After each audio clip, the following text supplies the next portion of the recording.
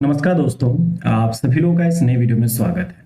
तो गाइस, जो लोग भी अपने सीएसआर एंड फिजिकल साइंस और गेट फिजिक्स एग्जाम के लिए तैयारी कर रहे हैं, आज की इस वीडियो में हम आप सभी लोगों के लिए टॉप 50 टॉपिक्स बताने वाले हैं जिससे कि आप अपने एग्जाम को आसानी से क्रैक कर सकते हैं। ठीक है, ये जितने भी आपके 50 टॉपिक्स हैं ये सभी आपके कंप्लीट फिजिक्स के सिलेबस से सिलेक्ट किए गए हैं और ये आपके नेट एंड गेट के एग्जाम के लिए और इस लेवल के जितने भी आपके एग्जाम्स होते हैं, पीएचडी एंट्रेंसेस बात कर सकते हैं, असिस्टेंट प्रोफेसर का एग्जाम की बात कर सकते हैं, तो उन सभी एग्जाम्स में ये सारे के सारे टॉपिक्स आपको हेल्प करने वाले हैं। ठीक है, अगर आप ये सारे के सारे टॉपिक्स अगर आप पढ़ जाते हैं, एकदम डिटेल में पढ़ते हैं, बढ़िया से इन पे बेस्ड क्वेश्चन करते हैं, प्रीवियस पेपर के क्वेश्चन कर जाते हैं, तो फिर आपका काम हो जाएगा और आप आसानी से अपने एग्जाम को क्रैक कर जाओगे। ठीक है, चलिए इस वीडियो को शुरुआत करते हैं। एकदम स्टार्टिंग से लास्ट तक देखिएगा और सारे जो भी मैं टॉपिक्स बताऊंगा उसको आप नोट डाउन जरूर करते जाइएगा। ठीक है, और उन पे थोड़ा सा पढ़ाई शुरू कर दीजिएगा। जो भी आपका रिमेनिंग टाइम है आप आराम से अपने एग्जाम को क्रैक कर पाएंगे। ठीक है, तो हम इसमें पूरा का पूरा जो बात करेंगे आपके कंप्लीट फिजिक्स जो 9 सब्जेक्ट है वहां से हमने सारे क्वेश्चन सेलेक्ट किए हैं,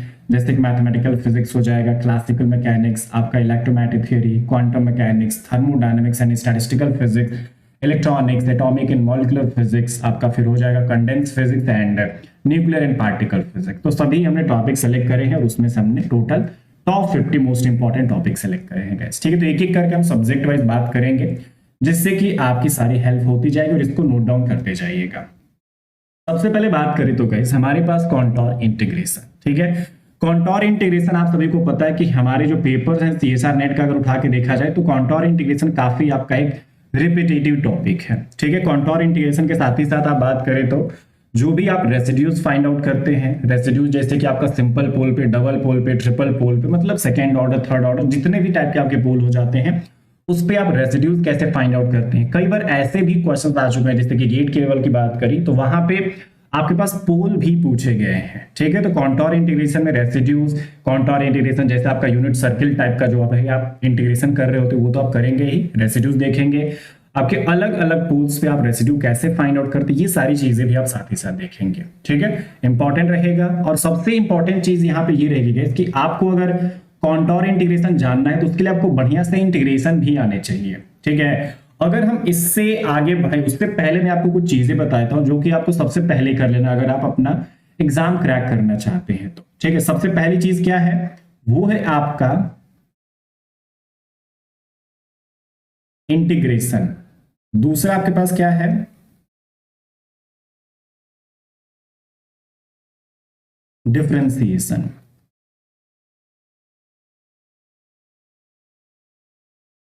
ट्रिग्नोमेट्रिकल फॉर्मूलाज। ठीक है, ये कुछ ऐसी चीजें हैं जो कि आपको यूनिवर्सली याद रखने हैं।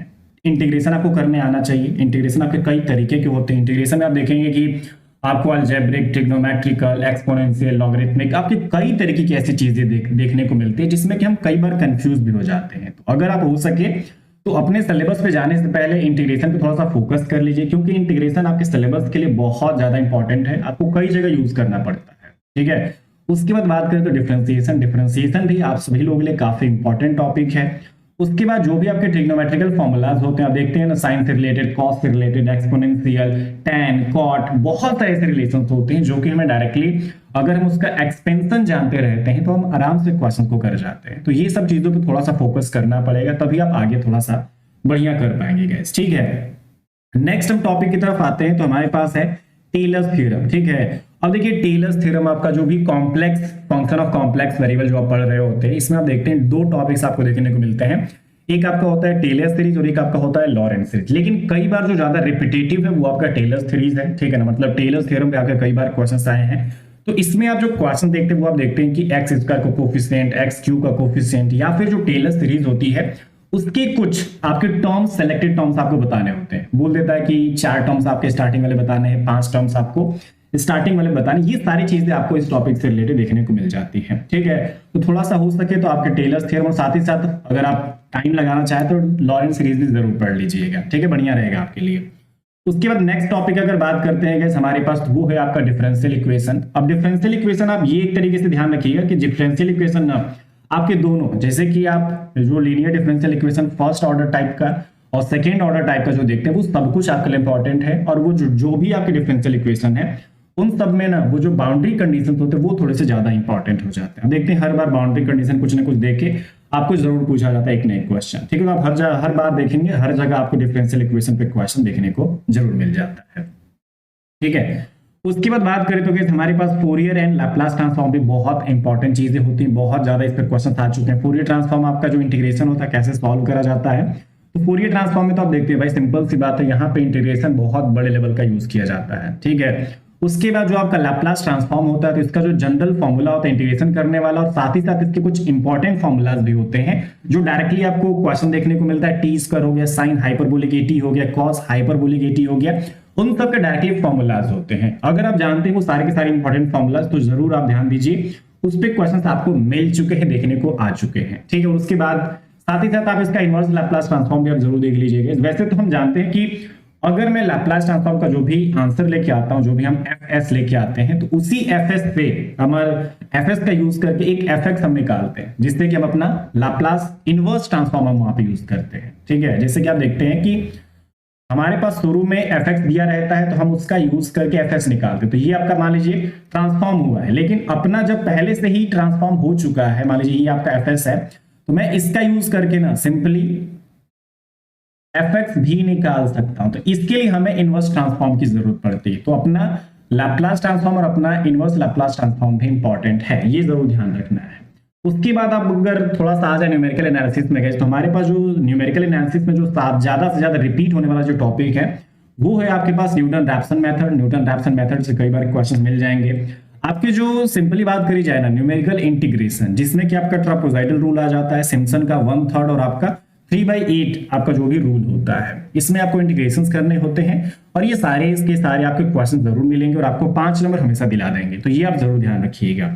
उसके बाद इसमें एक जो न्यूमेरिकल एनालिसिस में जो एक इंपॉर्टेंट टॉपिक और बचता है वो आपका आरके मेथड या फिर रंगा कुट्टा मेथड आप बोल सकते हैं, आपकी मर्जी जो भी आप बोलना चाहें। वैसे इसमें फर्स्ट ऑर्डर आपका जो आरके मेथड होता है, second order, third order, fourth order, ये सारी चीजें आपके लिए इंपॉर्टेंट होती है। लेकिन सबसे ज्यादा जो यूज होने वाला आपका आरके मेथड है वो आपका फोर्थ ऑर्डर आरके मेथड होता है, वो आपका कॉमनली जनरली यूज किया जाता रहता है। ठीक है, तो आप ध्यान रखिएगा कि ये सब आपके इंपॉर्टेंट टॉपिक्स हैं। और उसके बाद कुछ इसमें बोनस आप टॉपिक्स पढ़ सकते हैं जो कि अंडरस्टूड है, वो इसीलिए मैं इंक्लूड नहीं कर रहा क्योंकि अब आप जानते हो मैट्रिक्स एक बहुत ही बेसिक चीज है, वो सब लोगों को जानना पड़ेगा। ठीक है, उसके बाद एक आपका वेक्टर कैलकुलस होता है, ये भी सब लोगों को जानना पड़ेगा। तो अगर आप ये भी एक्स्ट्रा कर ले तो बढ़िया ही रहेगा।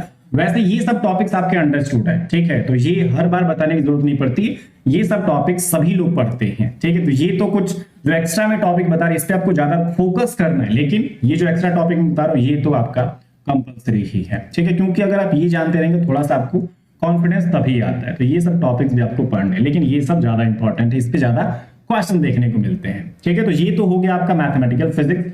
तो अगर आप मैथमेटिकल फिजिक्स की प्रिपरेशन आज से शुरू कर दो तो बढ़िया रहेगा, ये टॉपिक्स पे शुरू कर दीजिए फोकस करना। ठीक है, और ट्राई कीजिए जो भी मैंने टॉपिक्स बताए गए उन सभी के बेसिक कॉन्सेप्ट जरूर आपको पता होना चाहिए, उन पे बेस्ड जितने भी आप प्रॉब्लम्स कर लीजिए बढ़िया रहेगा। और जो भी प्रीवियस क्वेश्चंस आपके आ चुके हैं वो सब भी आप करें। और ऐसा नहीं कि बस प्रीवियस क्वेश्चन आप सीएसआर नेट के एग्जाम का करें, नहीं, आप अपना जो भी प्रीवियस क्वेश्चंस हैं आप अपना नेट से भी देखेंगे, मतलब नेट के एग्जाम का देखेंगे। अब कोई भी टॉपिक जैसे कि आप टेलर थ्योरम आप देखेंगे कि आपके नेट में भी है, गेट में भी, आईआईटी जैम में भी है। डिफरेंशियल इक्वेशन भी आप देखेंगे कि आपके नेट, गेट, आईआईटी जैम, आप केमिस्ट्री लेवल के जितने भी एग्जाम्स हैं तो वो हर जगह पे हैं। जो भी टॉपिक्स आपको कहीं पे भी मिल जाए, मतलब उनसे रिलेटेड जहां से भी क्वेश्चंस मिल जाए, आपके जिस भी एग्जाम के प्रीवियस क्वेश्चंस हो वहां से आपको प्रैक्टिस करनी है। तो जितना आप प्रैक्टिस करेंगे आपके लिए बहुत ज्यादा बेहतर होगा, उतना ज्यादा आप बढ़िया कर पाएंगे अपने एग्जाम में। ठीक है ना। चलिए नेक्स्ट सब्जेक्ट पे चलते हैं, आपका क्लासिकल मैकेनिक्स। तो क्लासिकल मैकेनिक्स आपको तो पता है बहुत बढ़िया एक सब्जेक्ट आपका माना जाता है। इसमें जो ज्यादा रिपीट होने वाली चीजें होती है ना वो देखिए हमारे पास लैग्रेंजियन एंड हैमिल्टोनियन। अब इसमें भी जैसे कि आप देखते हैं लैग्रेंजियन जो टॉपिक होता है, लैग्रेंजियन इक्वेशन ऑफ मोशन होता है, लैग्रेंजियन जो आपका कैपिटल एल होता है, और इससे रिलेटेड जो भी आपके कैनोनिकल इक्वेशन ऑफ मोशन हो जाते हैं, Hamilton canonical equation of motion हो जाते हैं, ये सब कुछ आपको आना चाहिए। ठीक है, उसके बाद जो इनके बीच में एक रिलेशनशिप होती है, जिससे कि अगर आपको कई बार देखने को मिला है पेपर में कि लैग्रेंजियन से हैमिल्टोनियन और हैमिल्टोनियन से लैग्रेंजियन, ये कई बार आपके एग्जाम्स में ये क्वेश्चन जरूर मिला है। ठीक है, तो इस तरीके की चीजें भी आप जरूर पढ़िएगा, थोड़ा सा बेसिक इनका ध्यान दीजिएगा, ये क्यों आया, ये सब कुछ चीजें मैं पढ़ा भी चुका हूँ अपने चैनल पे, तो चैनल आप जरूर विजिट करिएगा, चैनल को सब्सक्राइब जरूर कर लीजिएगा, ठीक है ना। वीडियो को लाइक अभी तक नहीं करा तो वीडियो को लाइक भी करिए, जिससे कि आगे भी और बढ़िया बढ़िया लेक्चर्स में आपके लिए लाता रहो और हमें थोड़ा सा मोटिवेशन मिलता रहे, ठीक है। तो ये आपके पास चीजें हो जाती हैं। लैग्रेंजियन एंड हैमिल्टोनियन बहुत इंपॉर्टेंट टॉपिक है। उसके बाद बात करें तो गाइस हमारे पास जो फेज स्पेस डायनामिक्स होता है या फिर जो भी इसके रिलेटेड जो भी ट्रेजेक्टरी आपके पास बनती है, ये बहुत इंपॉर्टेंट है। आपके फेज स्पेस रिलेटेड आपके कई सारे क्वेश्चंस आपको मिल जाएंगे। नेक्स्ट अगर टॉपिक की बात करें गाइस हमारे पास पॉइजन ब्रैकेट, तो पॉइजन ब्रैकेट आपका एक बहुत ही बढ़िया टॉपिक है। इसके कई सारे आपके इंपॉर्टेंट रिलेशन, जैसे कि हैमिल्टोनियन के साथ इसको कई बार रिलेट किया गया, फंक्शन के साथ कई बार रिलेट किया गया, तो आप देख सकते हैं इन पे बेस्ड भी क्वेश्चंस आपके मिल जाएंगे, ठीक है। तो एक बढ़िया टॉपिक आपको जरूर देखना है। उसके बाद जो पॉइजन ब्रैकेट का एक एप्लीकेशन है कैनिकल ट्रांसफॉर्मेशन, वैसे आप जानते हो कैनिकल ट्रांसफॉर्मेशन में मतलब कई बार आपको अगर सॉल्यूशन करना होता है तो पॉइजन ब्रैकेट उसका अगर 1 कर देते हैं तो वहां से भी हम अपना कैनिकल ट्रांसफॉर्मेशन लेके आ जाते हैं। तो ये कई बार आपके रिलेशन मिल चुके हैं। कैनिकल ट्रांसफॉर्मेशन का गेट में भी आ चुका है, सीएसआर नेट में भी कई बार पूछा जा चुका है, ठीक है। तो ये कुछ टॉपिक से ध्यान रखिएगा। उसके बाद आपके वेरियल थ्योरम से भी रिलेटेड कई बार क्वेश्चंस मिल चुके हैं, तो ये भी थोड़ा सा एक इंपॉर्टेंट टॉपिक की कैटेगरी में आता है, काफी सालों से ज्यादातर रिपीट हो रहा है कैसा आपका, ठीक है। उसके बाद अगर नेक्स्ट टॉपिक की बात करें वो है हमारा प्लैनेटरी मोशन। प्लैनेटरी मोशन से रिलेटेड भी आप कई सारे टॉपिक्स को थोड़ा सा ध्यान रखिएगा। उसके बाद आपके पास ना क्लासिकल मैकेनिक्स में कुछ अगर एडिशनल टॉपिक की मैं बात करूं, बोनस टॉपिक्स की मैं बात करूं, तो आप हो सकता है कि ये देखते हो कई बार आपका जो स्मॉल ऑसिलेशन से रिलेटेड क्वेश्चन हो जाते हैं, फिर आपके पास सेंट्रल फोर्स से रिलेटेड क्वेश्चन हो जाते हैं, आपके पास जो एक वेलोसिटी होता है, एक्सेलरेशन होता है, उसके कई सारे डिफरेंट कोऑर्डिनेट्स में आपके क्वेश्चन देखने को मिलते हैं, ठीक है। रेडियल ऑसिलेशन से रिलेटेड क्वेश्चंस मिलते हैं, डिफरेंशियल इक्वेशन ऑफ ऑर्बिट से रिलेटेड क्वेश्चंस मिलते हैं, तो वो सभी आपके प्लैनेटरी मोशन में आ जाएंगे, वहां पे भी आप सारी चीजें देख सकते हैं। तो थोड़ा सा ध्यान रखिएगा, क्लासिकल मैकेनिक्स में ये सब आपके इंपॉर्टेंट टॉपिक्स हैं, ठीक है। तो मैथमेटिकल फिजिक्स के जस्ट बाद आप क्लासिकल मैकेनिक्स तुरंत शुरू कर दीजिएगा, ठीक है। इसमें भी आपका वही चीज है, बेसिक कॉन्सेप्ट रहना चाहिए, आपका उस पर बेस्ड प्रॉब्लम्स होनी चाहिए, डेरिवेशन भी अगर आप करना चाहें कर लीजिए, क्योंकि इनसे रिलेटेड डेरिवेशन जो इसके एप्लीकेशन बोले जा सकते हैं एक तरीके से, वो सब डायरेक्टली आपके आंसर आपके एग्जाम में ऑप्शन में देखने को मिल जाते हैं, ठीक है। जैसे कि आप कोई भी डेरिवेशन कर रहे हैं लैग्रेंजियन के लिए, आप उसका एप्लीकेशन जो भी देते हैं उसका जो रिजल्ट होता है, जहां पे आपने प्रूव करके लिख रखा होता है, वो आपको एग्जाम में आंसर देखने को मिल जाता है। ऑप्शन में सेलेक्ट करना होता है कि भाई कौन सा इसका आंसर है, ठीक। तो ये चीज आपके लिए बहुत बढ़िया होती है, ध्यान रखना पड़ेगा हमें, ठीक है। नेक्स्ट हम सब्जेक्ट पे चलते हैं कि आपका इलेक्ट्रोमैग्नेटिक थ्योरी। तो इलेक्ट्रोमैग्नेटिक थ्योरी की अगर बात करें तो इसमें जो सबसे ज्यादा इंपॉर्टेंट टॉपिक है वो है आपका गॉस लॉ हो जाता है। अब आपका जो गॉस लॉ होता है ना गाइस, आप इसको कई जो आपके होते हैं जैसे कि इलेक्ट्रोस्टैटिक वाला और आपका मैग्नेटोस्टैटिक्स वाला, ठीक है। फ्लक्स आप देख लीजिए, गॉस लॉ जो भी आपका होता है सरफेस से रिलेटेड, इन सबको थोड़ा सा ध्यान रखना पड़ेगा, सारे थ्योरम्स आपको पता रहने चाहिए। उसके बाद इन पे भी आप जितना प्रॉब्लम्स कर ले बढ़िया रहेगा आपके लिए, ठीक है, क्योंकि इसमें बहुत सारे एप्लीकेशंस होते हैं, बहुत जगह इसको यूज करना पड़ता है, ठीक है। आपके पास एम्पियर्स लॉ से भी रिलेटेड काफी सारे क्वेश्चंस मिल जाते हैं। तो एम्पियर लॉ ना आप जानते हैं कि एक इंटीग्रल फॉर्म भी होता है और एक इसका डिफरेंशियल फॉर्म भी होता है, ठीक है। तो इससे रिलेटेड भी काफी सारे क्वेश्चंस आपको मिल जाते हैं, आप इस पे बेस्ड जितना क्वेश्चन करना चाहें कर सकते हैं, बढ़िया रहेगा आपके पास। उसके बाद अगर हम मान लीजिए बात करेंगे मैक्सवेल रिलेशंस, मैक्सवेल इक्वेशंस आप जानते हैं, जो आपके चार जो सबसे ज्यादा जो यूजफुल होते हैं वो तो आपको देखने को मिलते हैं, और वो आपके ज्यादातर यूजफुल तब हो जाते हैं जब हम उसको इलेक्ट्रोमैग्नेटिक वेव में यूज करते हैं। आप देखते हैं उसके एप्लीकेशन हम जो पढ़ते हैं। उसके बाद जो आपका इलेक्ट्रोमैग्नेटिक वेव होता है ना, ये तो आपका कई बार रिपीट हुआ, ये भी आपका कई सारे क्वेश्चंस लेके हर बार आ रहा है, ठीक है। उसके बाद अगर हम मान लीजिए बात करें जो आपका स्केलर एंड वेक्टर पोटेंशियल, इससे भी रिलेटेड कई सारे क्वेश्चंस आपके आ चुके हैं। इसमें जो आपके पास ना एक गॉस इनवेरिएंस होता है, ये कई बार थोड़ा सा क्वेश्चन रिपीट हुआ। आप देखेंगे कि स्केलर एंड वेक्टर पोटेंशियल से रिलेटेड आपको गॉस इनवेरिएंस, आपके जो भी Gauss equation, Coulomb Gauss Laurent condition, ये सारी चीजें इंपॉर्टेंट है आपकी, ठीक है। ये सारी चीजें आप जरूर पढ़िएगा। वैसे ये सब टॉपिक्स भी मैं पढ़ा चुका हूं, जरूर जाइए हमारे चैनल पे देखिएगा, ठीक है। और देखिएगा अगर कोई टॉपिक्स आपको नहीं मिल रहा है कहीं पे भी तो उसको कमेंट करिएगा, हम उसके बारे में अगली क्लास में बात करेंगे और उस पर वीडियो को जल्द ही हम लाने की कोशिश करेंगे, ठीक है। जो भी आपका टॉपिक्स नहीं पता चल रहे, जिन पे भी जब क्वेश्चंस करना चाहते हैं उस पर वीडियो जल्दी मिल जाएगी, और ऑलरेडी वैसे अवेलेबल भी, आप जल्दी से जल्दी आप जाके खोज सकते हैं हमारे चैनल पे, ठीक है। तो ये सब आपके इंपॉर्टेंट टॉपिक्स है जो कि आप करने आप अपने इलेक्ट्रोमैग्नेटिक थ्योरी में देख सकते हैं, समझ सकते हैं, ठीक है। इन सब में यही कि इनमें बहुत सारे फॉर्मूलाज होते हैं, ठीक है ना, और इन फॉर्मूलाज में देख सकते हैं कि आपके बहुत सारे डेरिवेशंस होते हैं, तो थोड़ा सा बढ़िया रहेगा आप इनको बेसिक से एकदम एडवांस तक पढ़ें इन सभी टॉपिक्स को। नेक्स्ट अगर हम मान लीजिए बात करते हैं कि आपका क्वांटम मैकेनिक्स, तो क्वांटम मैकेनिक्स में सबसे ज्यादा जो इंपॉर्टेंट चीज है वो है आपका श्रोडिंगर इक्वेशन, एंड इससे रिलेटेड जो भी आपके ऑपरेटर्स हो जाते हैं। अब आपका जो श्रोडिंगर इक्वेशन है, बेसिकली मैं बात करूं टाइम इंडिपेंडेंट, टाइम डिपेंडेंट, आपका जो एप्लीकेशन होता है 1 डायमेंशन, 2 डायमेंशन, 3 डायमेंशनल, ये कई सारे आपके तरीके के यहाँ पे एप्लीकेशन देखने को मिल जाते हैं। और उसके बाद आपके एनर्जी ऑपरेटर, मोमेंटम ऑपरेटर, ऐसे बहुत सारे इससे रिलेटेड रिलेशन होते हैं जो कि हमें पता होने चाहिए। ठीक है, उसके बाद बात करें तो गाइस हमारे पास linear and spin angular momentum हमारे पास क्या होता है, इनसे रिलेटेड जितने भी आपके रिलेशंस निकल के आते हैं वो सब कुछ हमें पता करने पड़ेंगे। आपके पास कम्प्यूटेशन अलजेब्रा भी एक बहुत बढ़िया टॉपिक होता है गाइस, वो भी आपको आना चाहिए। उसके बारे में भी सारे फॉर्मूला, सारे जो रिलेशन है वो आपको पता होना चाहिए, बढ़िया रहेगा आपके लिए। ठीक है, उसके बाद अगर हम मान लीजिए बात करें गाइस, हमारे पास जो पर्टर्बेशन है उसमें जो सबसे ज्यादा जो इंपॉर्टेंट है वो आपका टाइम इंडिपेंडेंट पर्टर्बेशन थ्योरी है। इससे रिलेटेड भी क्वेश्चंस आपको मिल चुके हैं। अब टाइम इंडिपेंडेंट पर्टर्बेशन थ्योरी को थोड़ा सा जरूर डिटेल में पढ़े, बढ़िया रहेगा। ठीक है, उसके बाद आपका वेरिएशनल मेथड और आपके पास जो WKB मेथड होता है, इस पे भी क्वेश्चंस मिल चुके हैं। तो सबसे पहले आप इनके सारे प्रॉब्लम्स करने से पहले इनका जो कॉन्सेप्ट है वो जरूर देखें। ठीक है, इनके बेसिक्स आप जरूर ध्यान रखें, तभी उसके बाद आप इन सबको कर पाएंगे। और इनके प्रीवियस क्वेश्चन जो भी है ना गाइस, वो जरूर आप करें, तब ज्यादा बढ़िया रहेगा आपके लिए। ठीक है, उसके बाद अगर हम मान लीजिए बात करें scattering theory, scattering cross section, total scattering cross section, इससे रिलेटेड कई सारे क्वेश्चंस आपको मिल जाएंगे, तो आप थोड़ा सा जरूर देखिएगा। उसके बाद क्वांटम मैकेनिक्स में आपके पास एक phase shift analysis, phase analysis आपके पास एक कई बार क्वेश्चन देखने को मिल जाता है, वो भी आप जरूर पढ़ लीजिएगा। ठीक है, उससे भी रिलेटेड क्वेश्चन आपको मिल जाएंगे, आपके पेपर में आ चुके हैं। ठीक है, नेक्स्ट टॉपिक की तरफ आगे बढ़ते हैं।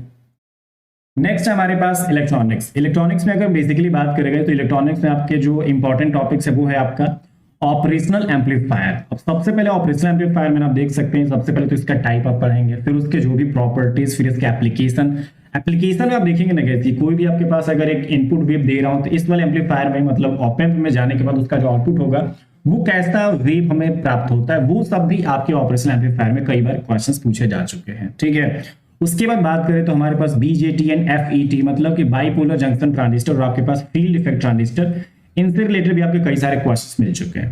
BJT जो आपके पास होता है बाइपोलर जंक्शन ट्रांजिस्टर, तो आप देखेंगे उसमें कि आपके पास ना common emitter, common collector, common base, इस टाइप के जो कैरेक्टरिस्टिक्स होते हैं, उनके जो रिजल्ट वहां पे होते हैं गाइस, उनसे रिलेटेड भी बहुत सारे क्वेश्चंस आपको मिल जाएंगे, आप देख सकते हैं अपने पेपर्स में। ठीक है, उनका जो ग्राफ रिप्रेजेंटेशन होता है वो थोड़ा सा आपको बढ़िया से समझ में आना चाहिए, तो ज्यादा बेटर रहेगा। ठीक है, उसके बाद अगर हम बात करें तो आपके पास जो भी लॉजिक गेट्स होते हैं, सारे गेट्स आपको पता होने चाहिए, जितने भी इनसे रिलेटेड आपके टाइप ऑफ गेट्स होते हैं, बुलियन अलजेब्रा कैसे आप सॉल्व कर सकते हैं, बुलियन एक्सप्रेशन आप कैसे इजीली आसान बना सकते हैं, गेट के फॉर्म में कैसे कन्वर्ट कर सकते हैं। ठीक है, तो ये सारी चीजें आपको पता होनी चाहिए। उसके बाद डिमॉर्गन थ्योरम, ये कैसे आप बुलियन एक्सप्रेशंस में, बुलियन अलजेब्रा में यूज करेंगे, वो सब आपको पता होना चाहिए, तब ज्यादा बढ़िया रहेगा।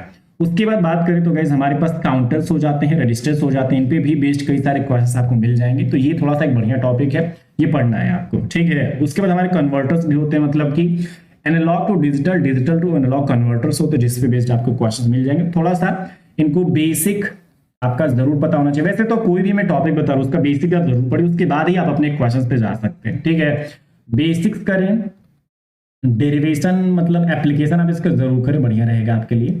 ठीक है, और जितने भी इनके फॉर्मूलाज हैं वो सब आपको याद होने चाहिए गाइस। ठीक है, ऐसे आप हल्के में नहीं छोड़ सकते। एम्पलीफायर से रिलेटेड, ऑपरेशनल एम्पलीफायर से रिलेटेड आपके ऑसिलेटर भी आप इसमें ऐड कर सकते हैं। फेज शिफ्ट ऑसिलेटर, आपके डिफरेंट टाइप के ऑसिलेटर होते हैं, उनमें एक फ्रीक्वेंसी का फॉर्मूला होता है, वो भी आपको पता होना चाहिए। ठीक है, तो बढ़िया रहेगा थोड़ा सा। नेक्स्ट अगर हम मान लीजिए बात करते हैं, नेक्स्ट है हमारा atomic and molecular physics. Atomic and molecular physics की बात करें तो सबसे ज्यादा जो इंपॉर्टेंट टॉपिक होता है इसमें आपका स्पेक्ट्रोस्कोपिक टर्म से रिलेटेड कई बार क्वेश्चंस मिले हैं। ठीक है, आप देखते हैं ना, स्पेक्ट्रोस्कोपिक टर्म्स आपका बोला जाता है कि P से S की तरफ, S से P की तरफ, या फिर P से D की तरफ, ये कई सारे तरीके के आपके रिलेशंस आपको देखने को मिल जाएंगे। ठीक है, तो स्पेक्ट्रोस्कोपिक टर्म्स एंड सिंबल्स जो भी हैं, और जो भी आपका ट्रांजिशन आपको करना पड़ता है, मान लीजिए मैं बोल देता हूँ कि भाई 2P 1/2 से लेके 2D 3/2, इसके बीच में जो भी आपका ट्रांजिशन हो रहा है उससे रिलेटेड आप कुछ क्वेश्चंस आपके पूछे जा सकते हैं। ठीक है, तो जरूर हमें ध्यान रखना है, डिटेल में पढ़ना है। उसके बाद अगर हम बात करते हैं जो भी आपके हाइड्रोजन लाइक एटम्स या फिर H लाइक एटम्स जो भी आपके होते हैं, उनकी स्पेक्ट्रम के बारे में हमें डिटेल में पढ़ना है। आपके पास बोहर थ्योरी की बात करें तो गाइस बोहर थ्योरी भी आपको डिटेल में पढ़ना है। उसके आपके nth ऑर्बिट में आप रेडियस ध्यान रखें, nth ऑर्बिट में आपके वेलोसिटी, एनर्जी, आपके डिफरेंट पोटेंशियल एनर्जी, वो सब कुछ आपको ध्यान रखना है, टोटल एनर्जी, वो सारे आपको फॉर्मूलाज भी पता होने चाहिए। नेक्स्ट अगर हम बात करें मान लीजिए तो जीमान इफेक्ट क्या होता है, जीमान इफेक्ट आपका कितने इसमें आपके टर्म्स देखने को मिलते हैं, कंपोनेंट आपके कितने यहाँ पे देखने को मिलते हैं, क्या क्या कंडीशंस होती है, आपकी पोलराइजेशन भी इसमें देखने को मिलती है, तो ये सब चीजें भी थोड़ा सा हमें ध्यान रखना है, हमें इसके बेस्ड क्वेश्चंस मिल जाएंगे पेपर में। ठीक है, जीमान इफेक्ट भी देखिए नॉर्मल वाला एनोमलीज भी आप जरूर देखिएगा क्योंकि उससे रिलेटेड भी क्वेश्चन आ चुके हैं आपके एक दो, ठीक है। उसके बाद बात करें तो गाइस हमारे पास रमन इफेक्ट आप बोल सकते हैं यहाँ पे, इसके रोटेशनल और आपके वाइब्रेशनल जो भी स्पेक्ट्रम्स हैं वो सारे लेवल के जो भी क्वेश्चंस हमें पता होना चाहिए, ठीक है। इससे रिलेटेड काफी सारे क्वेश्चंस आप देख चुके हो, ठीक है। नेक्स्ट अगर हम बात करेंगे लेजर से रिलेटेड भी कई सारे क्वेश्चंस आपको मिल जाएंगे।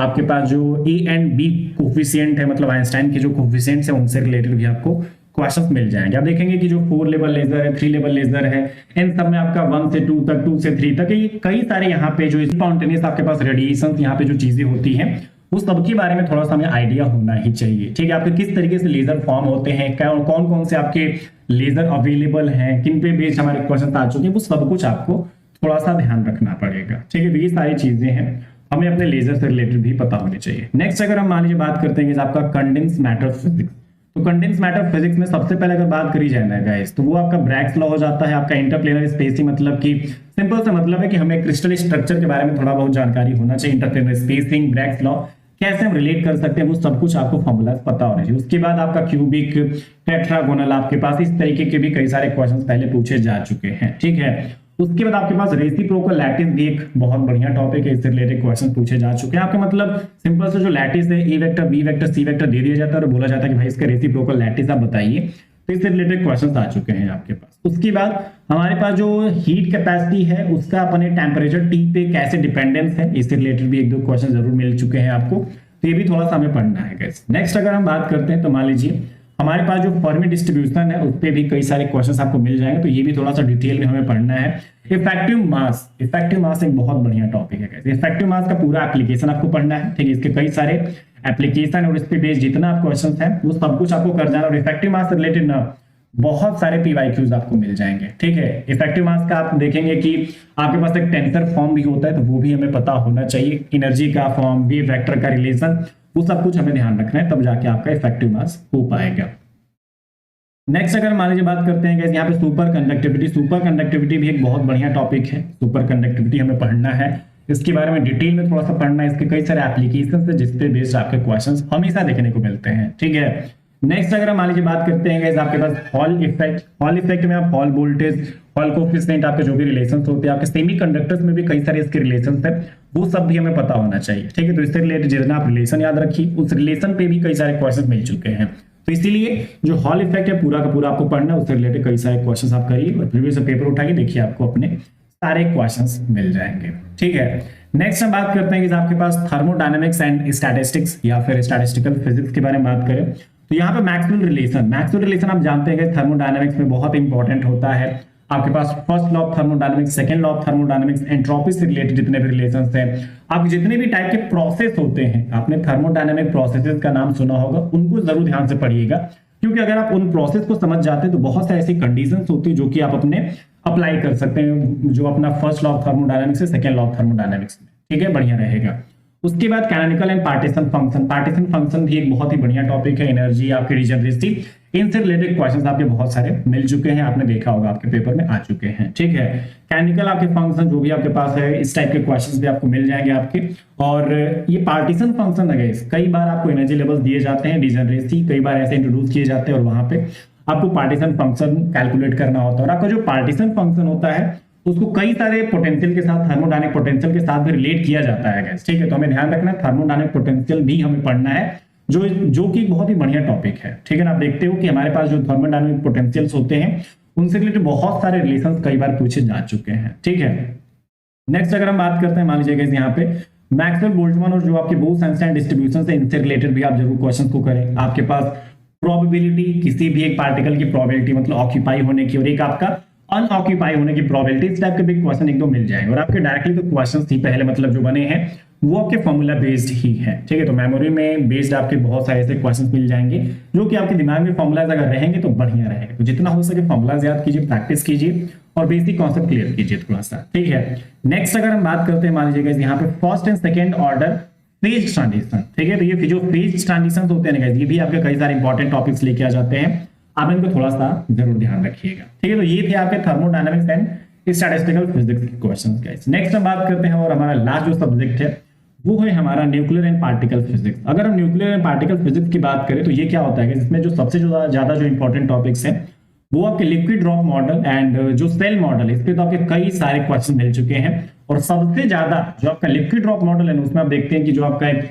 स्टेबल जो आइसोबार से रिलेटेड क्वेश्चन हमेशा पूछा जाता है, मोस्ट स्टेबल आइसोबार। आप देखते हैं ना, ये एक 5 नंबर का क्वेश्चन हर बार आपको देखने को मिल जाता है और ये जरूर आपके 5 नंबर दिलाएगा। ठीक है, पार्ट सी में इससे रिलेटेड ये क्वेश्चन देखते हैं।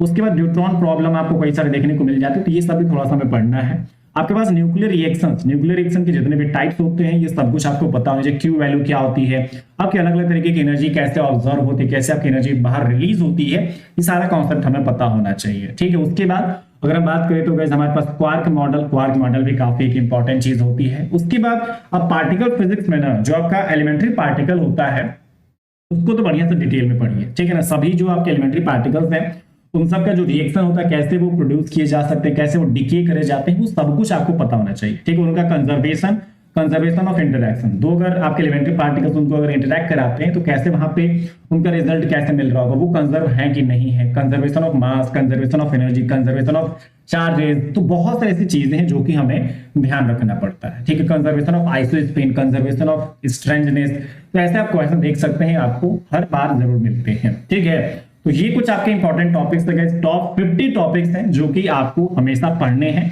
और आगे की जितने भी पीढ़ी आती जाएगी सबके लिए ये टॉपिक्स आपके इंपॉर्टेंट है। ठीक है, जितने भी बैचेस आगे के आते जाएंगे सबको ये टॉपिक्स मैंडेटरी है। ठीक है, अगर आप CSIR NET physics, GATE physics, assistant professor किसी भी यूनिवर्सिटी का पीएचडी एंट्रेंस कहीं का भी क्रैक करना चाहते हैं, ये जितने भी मैंने टॉपिक्स बताए हैं ये आपको मैंडेटरी है, ये आपको सबसे पहले पढ़ना है। ठीक है, तो अगर कोई भी डाउट है, कोई भी वीडियो आप चाहते हैं किसी भी टॉपिक, ये जरूर बताइएगा। ठीक है, वीडियो कैसी लगी ये आप जरूर बताइएगा। ठीक है ना, आगे ऐसे भी ट्राई करेंगे कि और बढ़िया टॉपिक्स आपके बहुत बढ़िया आपकी चीजें मैं प्रोवाइड कर सकूं। अगर आप चैनल पर नए हैं चैनल को सब्सक्राइब करिएगा, वीडियो पसंद आई है तो वीडियो को लाइक करिएगा, शेयर करिएगा अपने दोस्तों के साथ। ठीक है, भूलिएगा नहीं बिल्कुल भी। और कहाँ पे बढ़िया लगा, कौन सी ऐसी चीजें हैं जो कि आपको बढ़िया लगी वो जरूर कमेंट करके बताइएगा। ठीक है, चलिए, thank you so much, take care, bye bye. और आप अगर हमें ज्वाइन करना चाहते हैं, ठीक है, हमारे कोर्सेज को, तो आप हमारे कोर्सेज को ज्वाइन कर सकते हैं। हमारे नए नए बैचेज चल रहे हैं, हमारा एप्लीकेशन आप डाउनलोड कीजिए, राज फिजिक्स ट्यूटोरियल्स, वहां पे जाके आप हमारे बैचेज को ज्वाइन कर सकते हैं। सीएसआईनेट फिजिक्स के लिए, गीट फिजिक्स के लिए, आपके जो भी एग्जाम्स है आप वहां से तैयारी कर सकते हैं। ठीक है, आप हमें इंस्टाग्राम पे फॉलो कर सकते हैं, फेसबुक पे फॉलो कर सकते हैं, हमारा टेलीग्राम चैनल भी ज्वाइन कर सकते हैं जहां पे आपकी क्लासेस के पीडीएफ नोट्स आपको प्रोवाइड किए जाते हैं। ठीक है, आप हमारा जो टेलीग्राम चैनल है, एप्लीकेशन है राज फिजिक्स ट्यूटोरियल्स, आप जो भी है डाउनलोड कर सकते हैं और वहां पे अपनी प्रिपरेशन को शुरू कर सकते हैं। नए नए लाइव बैचेस आपके स्टार्ट हो चुके हैं, तो आप जाके वहां पे अपनी तैयारी शुरू कर सकते हैं। ठीक है, thank you so much, take care.